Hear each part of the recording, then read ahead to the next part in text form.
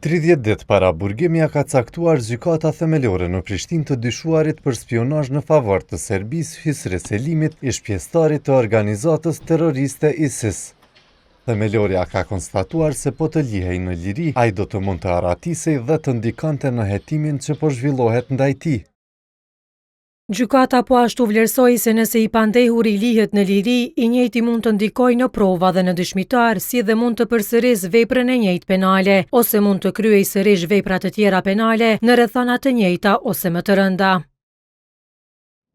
Gjyqtari Rahman Beqiri ka vlerësuar se masa e paraburgimit është e domosdoshme, me që ekziston edhe rreziku që ta përsërisë veprën penale. Gjykata konsideron se pesha e veprës penale është e natyrës së rëndë, andaj caktimi i masës së paraburgimit është masë e domosdoshme në këtë rast penal dhe se çdo masë tjetër do të ishte e pamjaftueshme për zbatimin e suksesshëm të procedurës penale. Avokati i të pandehurit Selimi nuk u deklarua pas seancës. Prokuroria speciale në bazë të kërkesës për paraburgim që e ka siguruar koha, dyshon se i pandehuri u ka ndihmuar zyrtarëve të Agjencisë së Inteligjencës së Serbisë BIA me informata të dhëna përmes takimeve fizike e komunikimeve me disa telefona.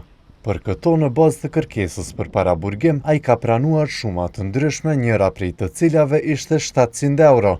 I pandehuri në bazë të kërkesës për paraburgim i ka quar bias të dhëna mbi udhëheqës të partive politike, strukturat e sigurisë së Kosovës, si dhe personave të radikalizuar. Wallahi, do të vinë ditë të zeza për juve. Në dhjetor të 2022, Selimi u dënua me 4 vjet e 8 muaj burgim për pjesëmarrje në organizatën terroriste ISIS.